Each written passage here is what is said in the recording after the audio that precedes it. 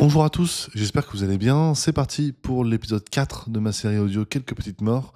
Sachez que l'épisode est déjà sorti ce matin, au moment de la sortie de cette vidéo. En fait, l'épisode sort sur les plateformes de podcast le matin et la vidéo sort dans l'après-midi. Donc si vous voulez l'écouter sur les plateformes Deezer, Spotify, Apple Podcasts, etc., c'est entièrement possible.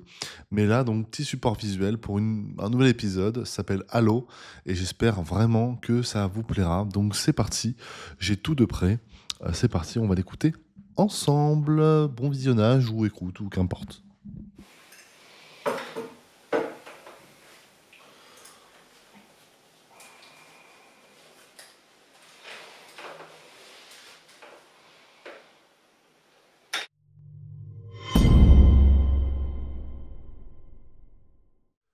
Il s'agissait d'un coup de fil parmi tant d'autres.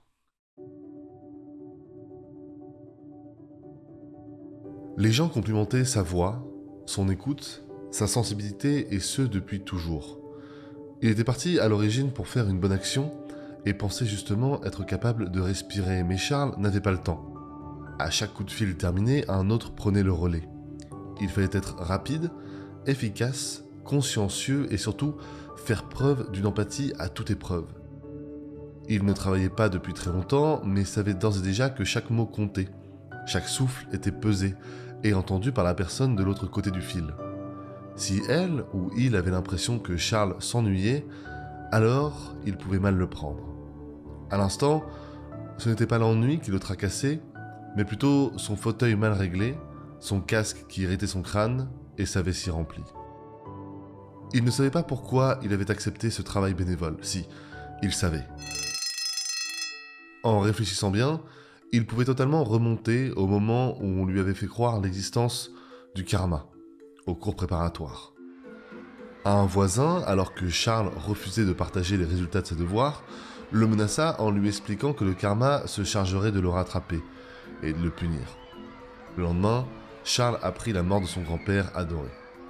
Pendant des mois, il donna alors ses devoirs, laissa les voisins copier ses bons résultats par peur de perdre soudainement un autre membre de sa famille. Et au fur et à mesure des mois et des années, il commença à douter et remettre en question chaque acte, comme si trouver le courage de manger des légumes allait lui donner une récompense plus tard, telle qu'une bonne note, tandis que céder à des bonbons serait soldé par une punition, comme une retenue. Ses parents voulaient le rassurer en précisant qu'il s'agissait de hasard, de chance, que l'univers était plus complexe que ça, mais Charles ne voulait rien savoir. Adolescent, la croyance s'était légèrement évaporée, mais il en gardait des traces. Et quand il fallait offrir un petit cadeau à sa sœur, il le faisait non par amour pour elle, mais par peur que le karma le rattrape. C'était ça qui guidait ses bonnes actions. Il n'y avait rien d'excessif, il savait trouver le juste équilibre entre des dons ponctuels et stratégiques, avec des moments plus raisonnables, où il ne ruinait ni son portefeuille, ni sa santé physique et mentale. Avec le temps et les années, rien ne bougea. Quand sa femme lui demandait de faire les courses et qu'il refusait par fainéantise, la panne du bus le lendemain était forcément liée. Quand il se permettait de manger une pizza grasse et mauvaise pour la santé, alors l'appel désagréable avec son directeur était lié. Il ne pouvait s'empêcher de créer des fils mentaux entre tous les événements de sa vie et de laisser ses hasards régir à la fois ses actions, mais aussi ses réactions, face aux événements négatifs comme positifs. Puis, il y eut cette phrase. « On recherche des bénévoles, ouais ?»« Des bénévoles pourquoi ?» Bah, c'est assez simple. Répondre à des coups de fil, montrer de l'empathie et écouter, surtout. Ne jamais trop en dire, à vrai dire. Et tu es bénévole, toi ? Bah, plus maintenant, mais je sais par quelques amis qui le cherchent. Avec la situation actuelle, la détresse des gens est totale. Charles hésita, mais peu de temps. Il prit à peine le moment du trajet de bus pour rentrer chez lui, qu'il annonça à sa femme « Je vais me porter volontaire. »« Mais tu as le temps ?» demanda-t-elle soucieuse. Après tout, Charles avait connu l'époque où il se surmenait, où, toujours par peur de froisser l'univers, il acceptait tout et n'importe quoi, toutes les missions professionnelles qu'il pouvait, toutes les heures supplémentaires, et il rendait tous les services possibles jusqu'au moment où se lever sans pleurer était tout bonnement impossible pour lui. Il lui fallut plusieurs mois de repos total pour s'en remettre, et sa femme voyait les mêmes mécanismes reprendre le dessus depuis quelques semaines. Se porter volontaire pour écouter les gens au bord du précipice ne lui semblait pas être une bonne idée. « Mais c'est une bonne action !» se justifia-t-il. « Je dis pas le contraire !» répondit sa femme. « Mais juste, as-tu foncièrement le temps ?»« Je vais le trouver, le temps. » Il ne l'avait pas. Entre le foyer, son travail, ses enfants et leurs activités et sa vie sociale mouvementée, Charles n'avait pas le temps. Il ne lui restait que ses nuits de 8 heures à sacrifier, alors, pour combler les attentes de l'univers, il les sacrifia. On lui montra d'abord un lieu composé de petits cubes où plusieurs autres bénévoles se chargeaient de recevoir les appels de détresse. Ils parlaient tous doucement et si on tendait l'oreille, on pouvait entendre quelques propos encourageants, mais surtout visant à convaincre de ne pas passer à l'acte, ou parfois simplement des propos réconfortants. « Toi, tu te mets là », lui expliqua le responsable. Charles était isolé des autres, coincé entre 4 murs en plexiglas dont la texture permettait de camoufler ses voisins qui répondaient aux appels les uns après les autres, sans s'arrêter une seule seconde. Le responsable lui montra alors comment répondre au téléphone, et surtout là où se trouvaient les toilettes.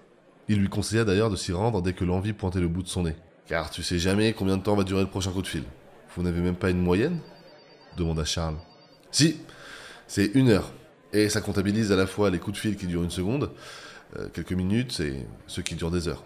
Pour te dire, les gens ne vont pas bien en ce moment. Après, enchaîna-t-il, on dit que les gens ont besoin de 8 minutes pour se sentir écoutés et accompagnés. Donc tiens, 8 minutes et tu sauras des vies. Des gens sont dans des états aussi graves. Oui, ça arrive. Parfois au bord du précipice, littéralement. » Il y avait de la légèreté dans ses propos lourds.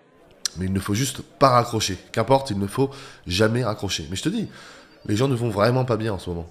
On est le réceptacle d'un désespoir de société. C'était tout à fait vrai. Charles se sentait parfois coupable d'aller bien, d'aller mieux que les autres. Après tout, ses enfants ne lui posaient aucun problème.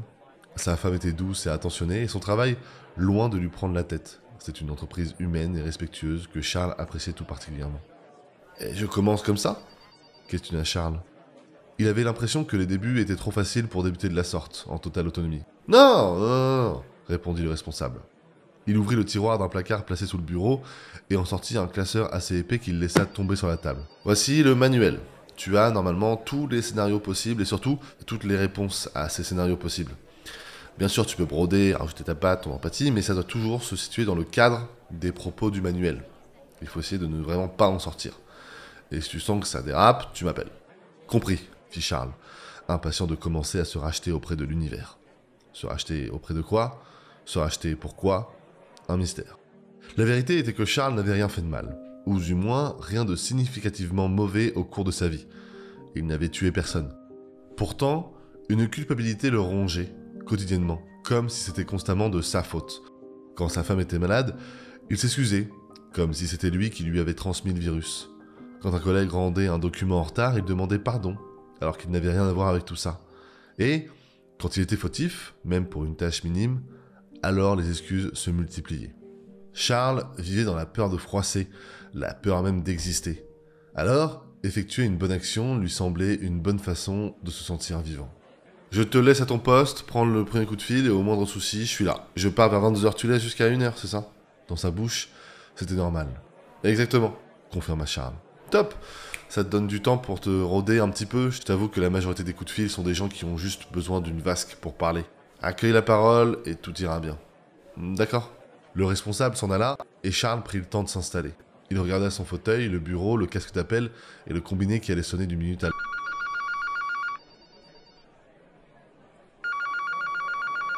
Il n'eut le temps de réfléchir, son premier appel.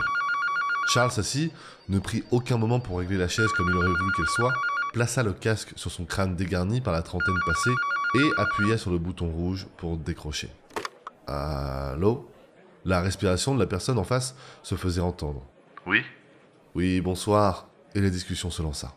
C'était une femme qui n'allait pas bien, qui était surmenée par une vie trop surchargée. Charles ne devait pas trop intervenir, mais reçut une dose d'empathie pour cette personne dans laquelle il reconnaissait son passé. Il écouta surtout, posa quelques questions, mêlant la curiosité jamais mal placée avec du soutien émotionnel inconditionnel. Puis, au bout de 57 minutes, elle se sentit mieux. C'est elle qui raccrocha car le manuel stipulait qu'aucun opérateur n'avait le droit de raccrocher, même après un appel. C'était la personne en détresse qui devait mettre fin à l'appel. Jamais là. Charles n'eut même pas le temps de boire une gorgée de sa gourde que sa femme lui avait offerte il y a des années de cela. Toujours rempli, Charles avait le réflexe de s'hydrater à longueur de journée. Son fauteuil n'était toujours pas placé comme il le souhaitait, pourtant, il décrocha. « Allô ?» C'était une réponse plus affirmée que son premier appel, mais qui restait tout de même bancale. « Oui, pardon de vous déranger. » Il s'agissait d'un adolescent, un jeune homme d'à peine 17 ans qui en avait marre de ses parents qui étaient au bord du divorce. Sur l'heure que le coup de fil dura, 83 minutes exactement, il s'excusa continuellement, ce qui ne fut pas sans rappeler la fâcheuse manie qu'avait Charles de constamment avoir du mal à exister auprès des autres, à ne pas être capable de parler sans demander pardon, ou même la permission. Il voulait dire à ce jeune homme d'exister coûte que coûte, mais au lieu de ça, Charles écouta, posa les bonnes questions et à la fin, l'autre bout du fil raccrocha. Un souffle fut tout le temps laissé pour que le téléphone... Le troisième appel en si peu de temps. Avant de décrocher, Charles regarda au-dessus de son box pour voir son supérieur en train de superviser l'équipe. Sûrement qu'il devait faire un bon travail si on ne lui avait rien dit jusque-là. Il devait faire du bon travail, c'était sûr. Allô ? L'hésitation s'estompait petit à petit. Oui, merci. L'appel cette fois-ci ne dura que 17 minutes et concernait un vieil homme qui avait simplement besoin de sentir de la compagnie. Il disait ne jamais prendre au-delà de quelques minutes du temps d'appel pour ne surtout pas déranger ceux qui attendaient. Et quand Charles le rassura, le vieil homme insista en expliquant ne pas vouloir risquer quoi que ce soit. Il raccrocha. Charles ouvrit sa gourde métallique, il but de longues gorgées et sentit sa vessie commencer à tirer. Son fauteuil n'était toujours pas dans une position confortable et son casque serrait un peu. Il hésita à répondre. Il pensa judicieux de se rendre aux toilettes avant, mais repensa au coup de fil précédent qui ne dura que quelques minutes. Où était le risque après tout ? Allô ? Rien. Le silence total, glacial, inquiétant. Pourtant, l'annonce de Charles était là, parfaite. Assurée, remplie de confiance, prête à soutenir la détresse du monde entier. Il fallait simplement commencer par cette personne. Oui ? Répéta l'opérateur. Allô ? La voix était tremblante cette fois-ci, plus tremblante que les interlocuteurs précédents. Du vent autour se faisait entendre. Comment vous allez ? Continua la voix. Charles sourit face à la question. Non, c'est vous, comment vous allez ? Répondit-il. Est-ce que ça va ? Un nouveau silence, mais cette fois, il était différent.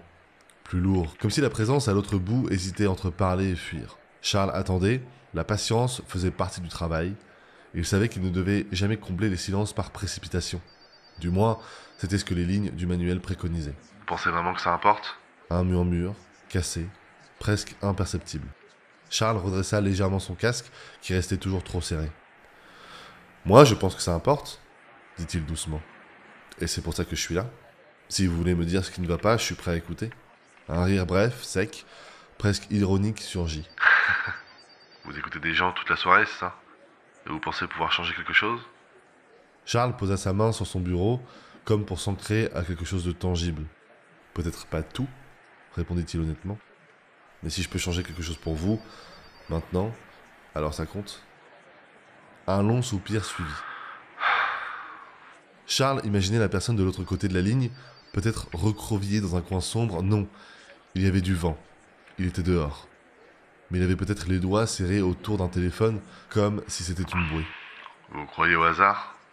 Pourquoi cette question ? Parce que je ne devrais pas être en train de vous parler. Répondit la voix. Et pourtant, je suis là. Charles sentit une tension naître dans sa poitrine. Ce genre de phrase avait des implications qu'il connaissait bien. Parfois, le hasard nous met au bon endroit, au bon moment, dit-il avec calme. Peut-être que c'est ce qui se passe pour nous deux maintenant. Un silence plus long s'installa. Vous avez une famille, vous ? La question était inattendue. Il fronça les sourcils, mais répondit honnêtement. Oui, une sœur. Le manuel demandait un anonymat complet, mais la réponse sortit tout seul, comme si c'était la seule solution pour le garder au téléphone. Pourquoi ? Demanda Charles. Vous l'aimez ? Bien sûr. Les questions étaient pertinentes car Charles n'était pas un grand fan de sa sœur, et c'était ses obligations liées au karma qui dictaient son comportement respectueux. La vérité, il ne l'aimait pas trop. Alors, comment on fait pour aimer quelqu'un quand on ne sait même pas si on s'aime soi-même ? La question était là, et Charles sentit une boule se former dans sa gorge. Il prit une grande inspiration, cherchant les mots justes, ceux qui pourraient continuer de tenir cette personne au bord du précipice. Cependant, il espérait que son honnêteté ne prenne pas une ampleur trop grande, ou ne le mène dans la mauvaise direction.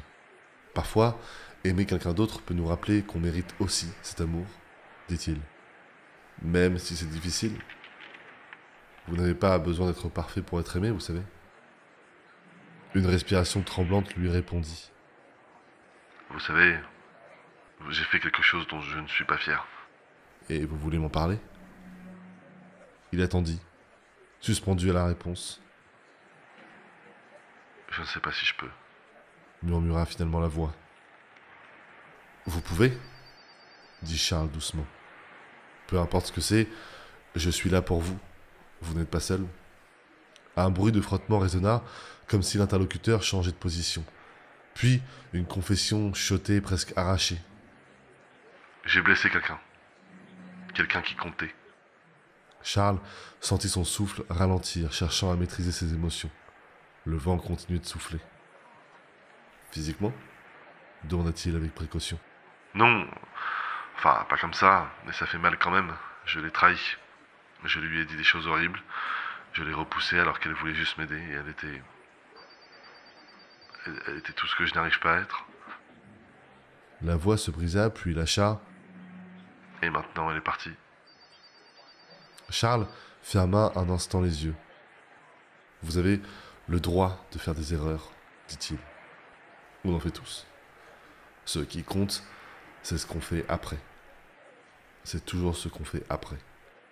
Un ricanement amer s'échappa de l'autre côté de la ligne. Et si c'est trop tard? Si l'univers décide de vous punir comme ça? Charles eut du mal à avaler sa salive. Il aurait voulu être honnête et lui dire ce qu'il pensait de l'univers, mais préféra autre chose, un propos plus classique, dans le manuel, mais sûrement plus sûr. Il n'est jamais trop tard pour essayer. Même si vous ne pouvez pas tout réparer, vous pouvez montrer que vous voulez changer. Parfois, ça commence par vous pardonner à vous-même. Une inspiration tremblante résonna, suivie d'une question inattendue. Vous pensez qu'elle pourrait me pardonner? Cette personne, je veux dire. Charles réfléchit un instant avant de répondre.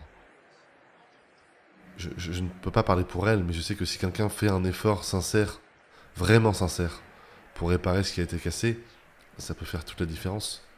Vous ne pouvez pas contrôler ce qu'elle ressent, mais vous pouvez contrôler ce que vous faites maintenant. Un nouveau long silence s'installa. Puis, doucement, la voix reprit. Vous avez l'air de croire vraiment à ce que vous dites. Parce que j'ai vu des gens reprendre espoir, dit Charles. Et parce que, même dans les moments où tout semble perdu, il y a toujours une chance. Un souffle, presque imperceptible, se fit entendre. Et si je n'en avais plus de chance? Charles sentit un frisson lui parcourir l'échine. Il savait ce que cette phrase pouvait signifier. Vous en avez encore, assura-t-il fermement. Le simple fait que vous m'ayez appelé, que vous soyez là, au téléphone, c'est déjà une chance que vous vous êtes donnée. Le silence revint, mais cette fois, il semblait moins lourd, plus pensif. Je ne sais pas si je mérite votre temps. Désolé si je vous le fais perdre. Charles eut une réaction épidermique à ses excuses. Moi, je crois que si. Et tant que vous êtes là à me parler, je vais continuer de croire en vous. Un autre souffle, cette fois-ci plus long. Vous êtes bon, peut-être un peu trop. Vous méritez quelqu'un qui soit là pour vous. Aujourd'hui, c'est moi. Le silence se fit plus léger. Puis, presque imperceptible, la voix murmura. Merci.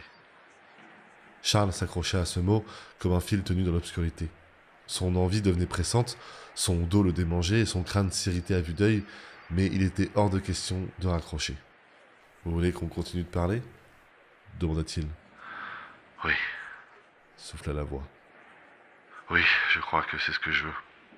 Très bien, répondit-il calmement. Parlez-moi de vous, qui êtes-vous? Un léger rire, triste et nerveux, émana de l'autre bout de la ligne. Vous voulez que je vous donne mon CV? J'ai 35 ans, j'ai un boulot que je déteste, une famille à qui je mens et un appartement vide où je suis seul tous les soirs, ça vous suffit? Charles nota chaque mot dans son esprit, traçant mentalement une carte de la douleur de cette personne. Ce n'est pas ce que vous êtes, dit-il doucement. Tout ça, c'est ce que vous vivez, pas qui vous êtes. Un silence, puis une question, teintée d'une curiosité sincère. Et qu'est-ce que je suis alors? Charles prit une inspiration profonde. Je ne peux pas répondre à votre place, mais ce que je vois, c'est quelqu'un de courageux. Quelqu'un qui a eu assez de force pour décrocher le téléphone et dire « Allô ?» Vous appelez ça du courage? murmura la voix. Absolument. Tout le monde ne le fait pas. Beaucoup de gens gardent tout en eux jusqu'à ce qu'ils s'effondrent. Vous avez décidé de ne pas affronter ça seul. Un long soupir, comme un poids qui se déplaçait légèrement. Je ne sais même pas pourquoi je vous ai appelé. Peut-être parce que vous vouliez que quelqu'un écoute. Peut-être parce que une partie de vous espère encore que les choses peuvent changer. La voix resta silencieuse un instant, puis, plus posément. Vous faites ça depuis longtemps? Charles sourit légèrement et suivit le manuel qui donnait cette réponse mensongère unique. 2 ans. Mais j'ai l'impression que chaque appel est différent. Vous apprenez beaucoup en écoutant les gens. Comme quoi? Que tout le monde porte quelque chose. Que même les plus petites choses peuvent peser très lourd quand on est seul. On a tous et toutes une pierre finalement. La personne de l'autre côté resta silencieuse, mais Charles sentit que ses mots avaient atteint leur cible. Il poursuivit, avec sa voix toujours douce et posée. Vous n'êtes pas obligé de porter ça tout seul. Parlez-moi de ce que vous ressentez, je suis là pour ça. Déposez vos bagages. Un autre silence, encore un autre, mais cette fois, il semblait chargé d'une réflexion intense, puis la voix reprit, plus faible, presque timide. Je ne sais pas si je peux tout dire. Prenez votre temps, répondit Charles. Il n'y a pas de jugement ici, seulement une conversation. La voix trembla légèrement, comme hésitante. J'ai peur. J'ai peur. Tout le temps. J'ai l'impression de courir dans une pièce noire, sans porte, sans fenêtre, et plus je cours, plus je me perds. Charles frissonna. Je comprends, murmura-t-il. Ce que vous décrivez, c'est épuisant, mais ce n'est pas une impasse. Parfois, on a juste besoin d'une lumière, même petite, pour trouver une sortie. Et si cette lumière n'existe pas? Elle existe, affirma Charles avec douceur. Et si vous ne la voyez pas encore, alors permettez-moi d'être cette lumière pour l'instant. Parlez-moi de cette personne que vous avez blessée, par exemple.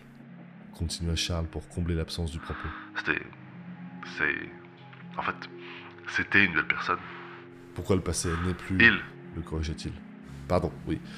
Il n'est plus parmi nous? Ah si. Enfin, je ne sais pas si on peut dire qu'il est parmi nous, en vérité. Il est absent de sa propre vie. Et qu'aimeriez-vous lui dire? Je lui ai fait du mal, vous savez. Je sais bien, mais vous pouvez réparer ce qu'il y a à réparer. Comment vous m'avez dit que vous vous appelez? Charles ne répondit pas tout de suite, et ses pensées furent interrompues. Vous n'avez pas le droit de le dire, c'est ça? En effet, répondit Charles. Je n'ai pas le droit.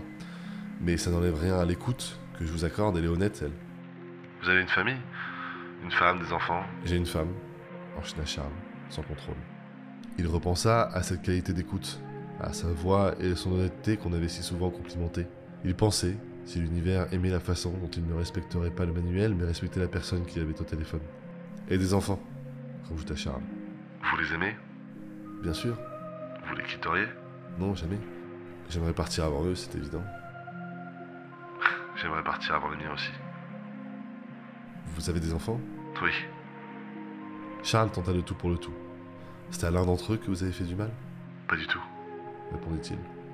À votre femme, peut-être? À ce stade, Charles voulait comprendre la situation.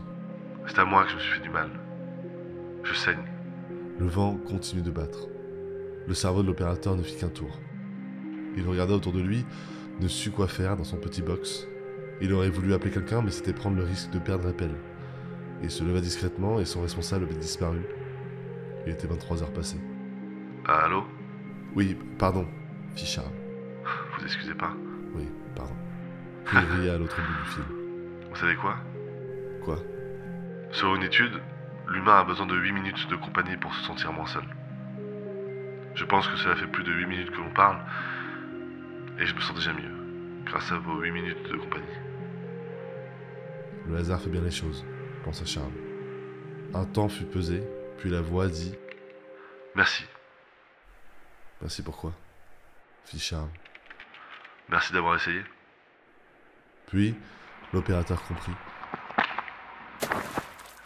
Alors il dit tout ce qu'il y avait à dire. Allô?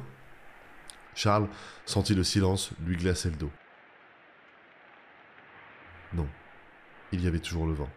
La mauvaise posture du fauteuil, le casque trop serré et sa vessie remplie s'évaporèrent en une seconde. Tout ce qui comptait, c'était l'absence de réponse. Et le vent. Toujours le vent. Allô? Les probabilités que ça arrive avaient rattrapé Charles. Allô? C'était réel. Allô? Rare, mais réel. Allô? Il ne pouvait pas raccrocher, il n'en avait pas le droit. À l'instant où l'interlocuteur le quitta, un nouveau coup de fil. Un coup de fil, parmi tant d'autres.